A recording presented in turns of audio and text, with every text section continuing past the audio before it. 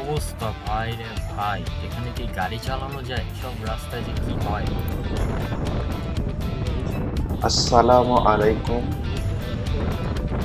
আশা করি সবাই ভালো আছেন।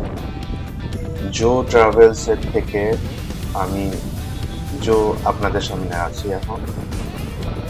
আমাদের এই ভিডিওর পর্বে আপনারা দেখতে পাবেন আমরা নতুন একটা সিটি রাইড নিয়ে আসছি। এই রোডটা হচ্ছে ড্যামরা স্টাফ কোয়ার্টার দিয়ে মেরাদিয়া বাজার বনশ্রী হয়ে আপনার ঢাকাতে প্রবেশ করতে পারবেন। তো এই রাস্তাটার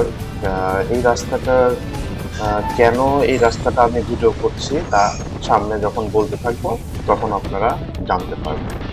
তো সঙ্গেই থাকুন, দেখতে থাকুন ভিডিওটি।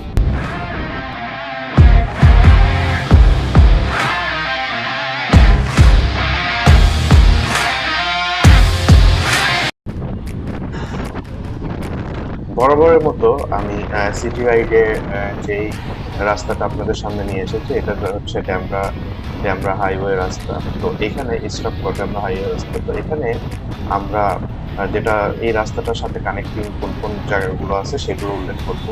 ফার্স্ট অফ অল এখানে এই রাস্তার মাধ্যমে আপনারা নরসিংদী, সিলেট, চিটাগাং, কক্সবাজারে এই রাস্তার মাধ্যমে যেতে পারবেন কাশফুল ব্রিজ হয়ে।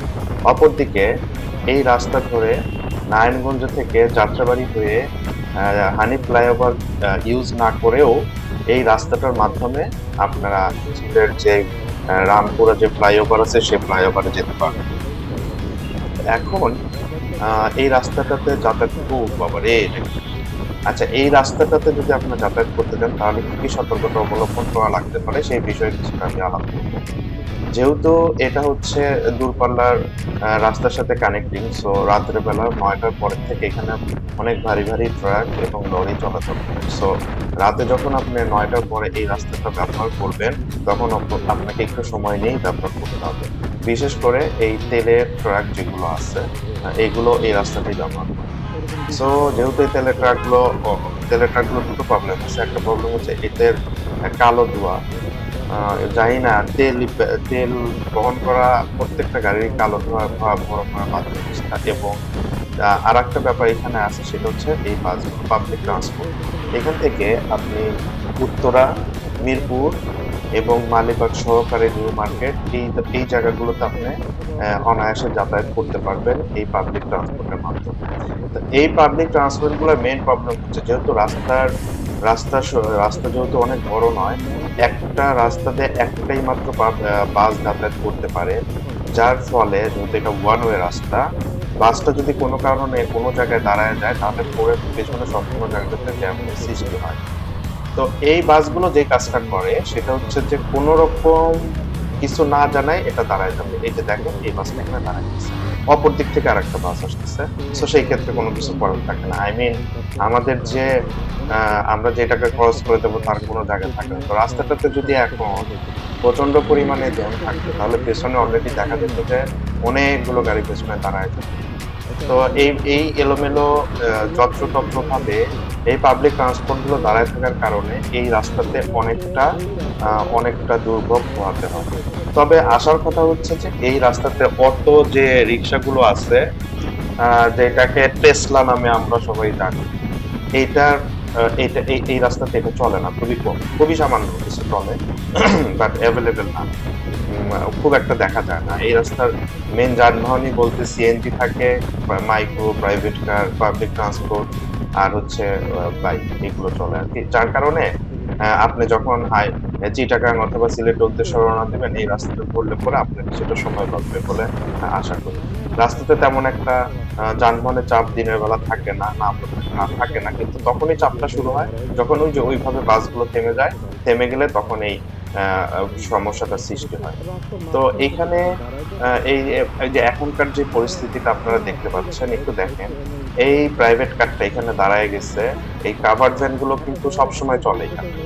তো এটা আসলে এই যে রাজধানী যে গাড়িটাতে বাসটা দেখাচ্ছে এটা এখানে দাঁড়ায় থাকার কোনো দরকারই ছিল না। ও কিন্তু আরেকটু সামনে নিয়েই দাঁড়াই পারতো, কিন্তু ও স্পিড ব্রেকার এই পাশেই দাঁড়াবে, এই পাশটাকে লক করে দিবে, ওই পাশে যাওয়া মুশকিল হয়ে যাবে। তো 5ই আগস্টের আগে এই রাস্তাটার অবস্থা খুবই খারাপ ছিল, বিভিন্ন জায়গায় উঠানো উঠানো ছিল। বাট এখন যেটা হয়েছে সেটা হচ্ছে যে এখন রাস্তাটা খুবই মসৃণ হয়ে গেছে, বাট খুব একটা হেভি করে করা হয়, খুব একটা হেভি করে না করার কারণে এই রাস্তাটা খুব একটা বেশি দিন টিকবে কিনা সেই ব্যাপারে যথেষ্ট পরিমাণে সন্দেহ আছে।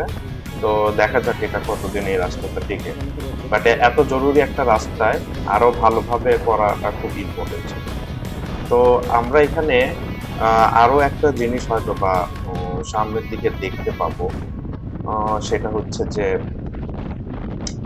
বনশ্রী বনশ্রী গ্রিন ভিউ নামের একটা প্রজেক্ট আছে এখানে, যেখানে হচ্ছে এটা যদি আহ, ওই গ্রিন ভিউ প্রজেক্টটা যদি রান করে তাহলে পরও এখানে আরো উন্নত হবে বলে আমার আশা।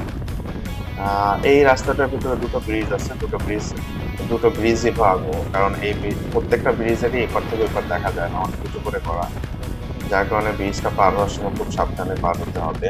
তো আমরা যদি এই রাস্তাটাতে যাতায়াত করি তাহলে আমরা এখান থেকে যে কানেক্টিংটা পাবো সেটা হচ্ছে ওই বনশ্রীর যে র্যামটা আছে ওই হাতের ঝিলে ঢুকার, সেই র্যামটা পাবো। আর ঠিক ওই র্যামের ডান পাশ দিয়েও আমরা ইয়ের দিকে চলে যেতে পারবো, মালিবাগের দিকে চলে যেতে পারবো। আর র্যামটা ইউজ করে হাতের ঝিলে যাওয়া যাবে, আবার র্যামটা ইউজ করে বাড্ডা বসুন্ধরা দিয়ে খিলক্ষেতেও যাওয়া যাবে। তো এই ছিল আজকের সিটি রাইড পর্বের রাস্তার বর্ণনা। তো আপনারা যদি কখনো যেতে চান তাহলে এই রাস্তাটা ব্যবহার করতে পারেন, এবং পরবর্তীতে অবশ্যই আমি আরো নতুন নতুন রাস্তার বর্ণনা নিয়ে আসবো। ততক্ষণ পর্যন্ত সঙ্গেই থাকুন এবং চ্যানেলটিকে সাবস্ক্রাইব করতে ভুলবেন না। অবশ্যই সাবস্ক্রাইব করুন। ধন্যবাদ সবাইকে। বাই।